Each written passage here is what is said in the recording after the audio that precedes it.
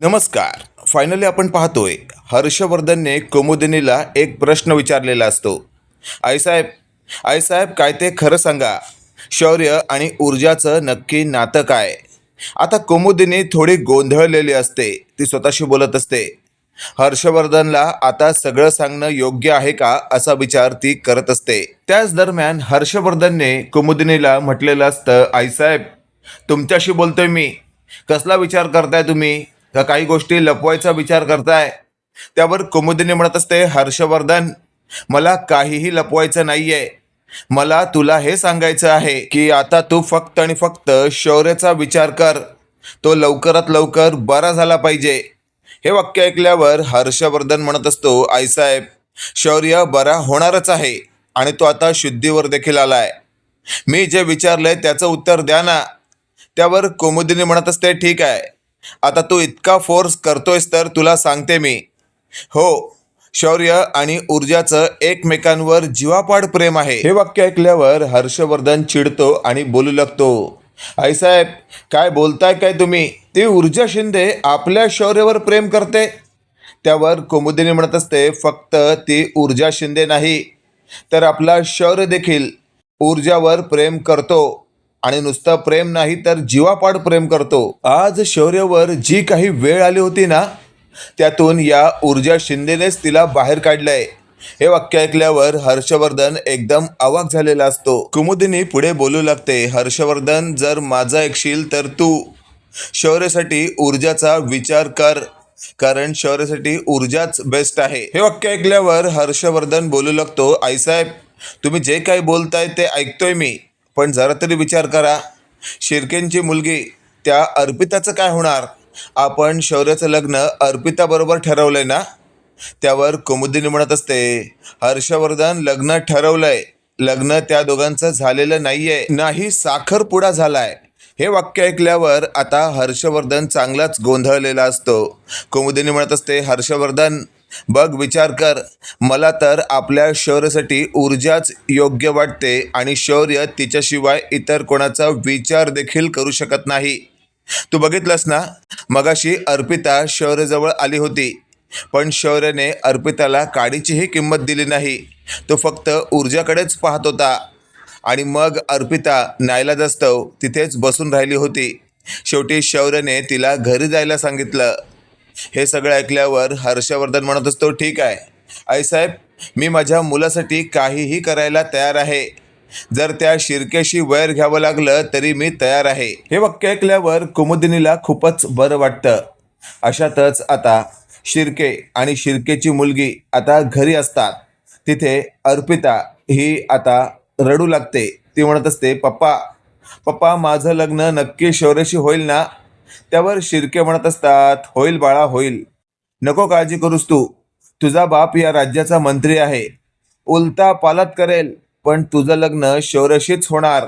हे वाक्य ऐकल्यावर अर्पिता म्हणत असते, पण आज शौर्याने मला सगळ्यांसमोर झिडकारलं, त्याने मला काडीचीही किंमत दिली नाही पप्पा. त्यावर शिर्के म्हणत असतात, अगं आत्ताच तो कोमातून बाहेर आलाय ना, मग थोडा वेळ दे त्याला सावरायला. त्याच्या मनाची स्थिती आता बरोबर नाहीये बेटा.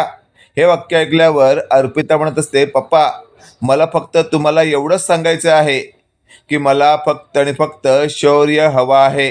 शौर्याशिवाय मी इतर कोणाचाही विचार करू शकत नाही.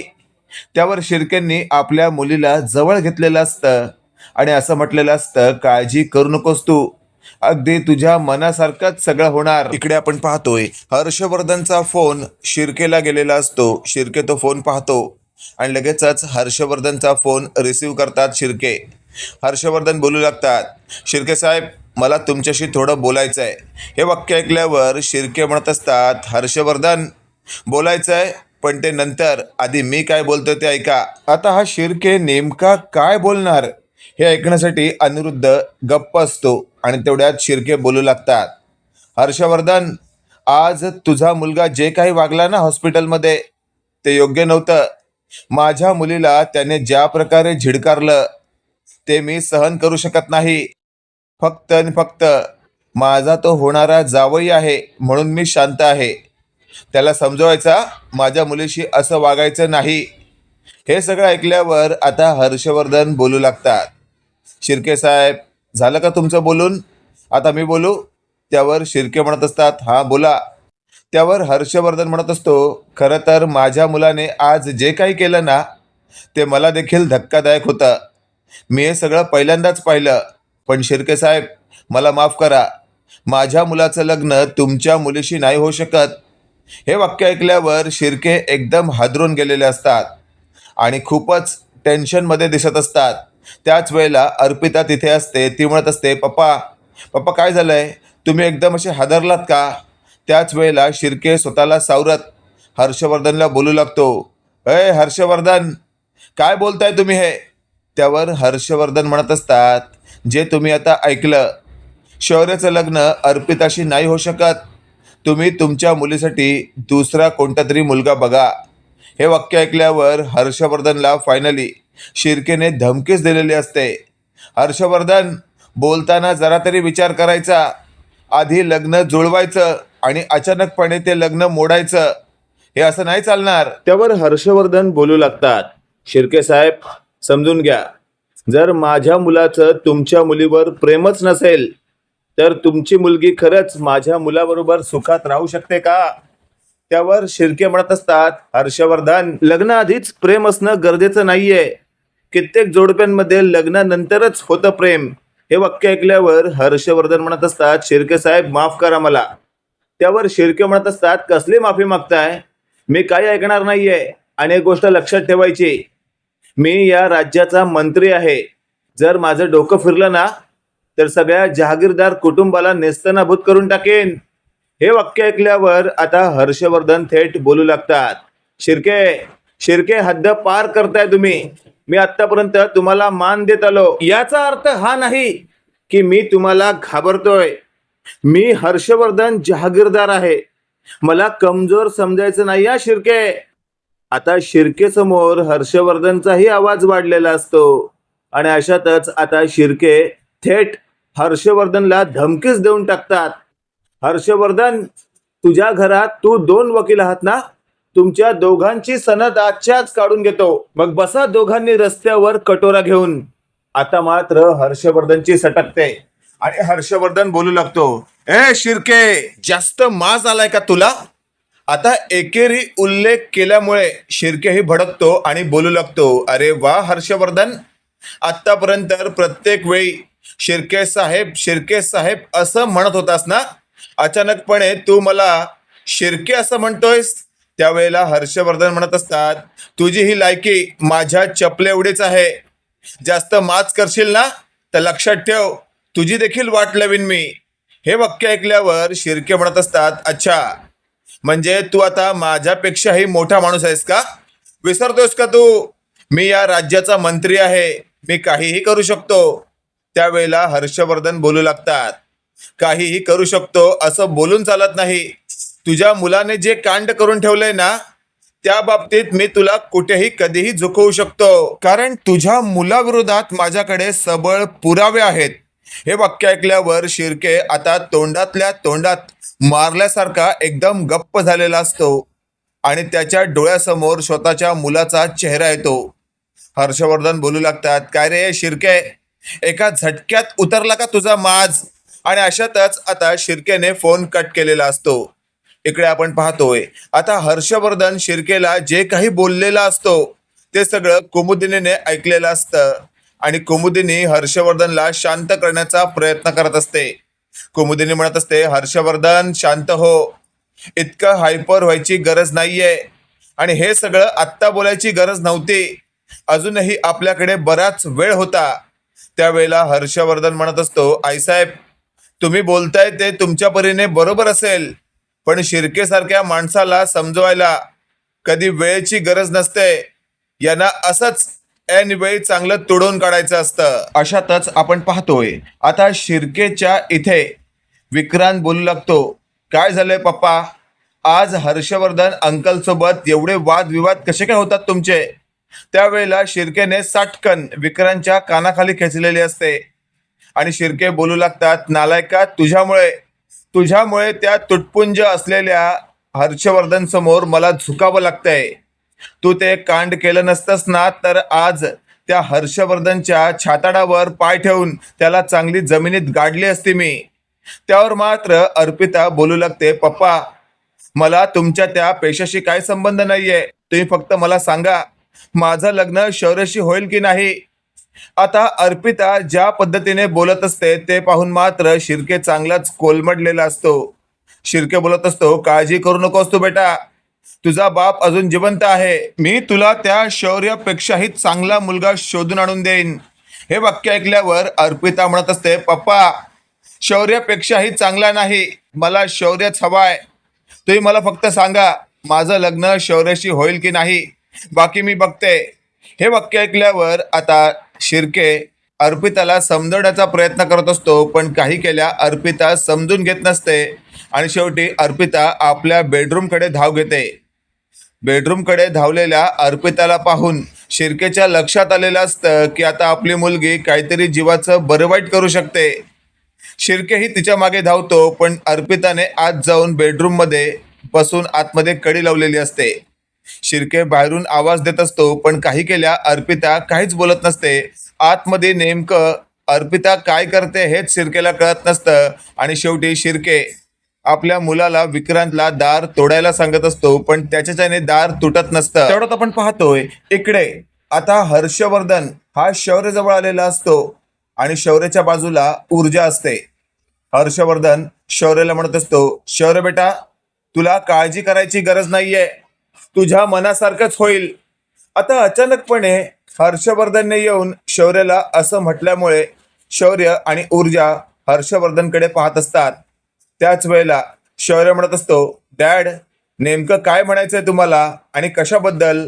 त्यावेळेला शौर्य थेट ऊर्जाचा हात हातात घेऊन शौर्याच्या हातात देतो आणि म्हणत असतो, तुला ऊर्जा आवडते ना, आणि ऊर्जा तुलाही माझा मुलगा शौर्य आवडतो ना, मग तुम्ही दोघांनी एकमेकांशी लग्न केलं तर मला आवडेल.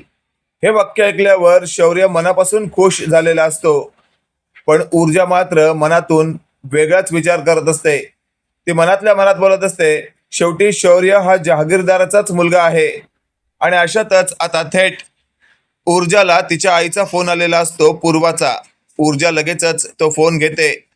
पूर्वा बोलू लागते, काय गये मनू, आहेस तू कुणीकडे, केव्हापासून गेलीस, मला काय म्हणालीस तू, लगेचच येते, अजूनही तुझा थांगपत्ता नाही.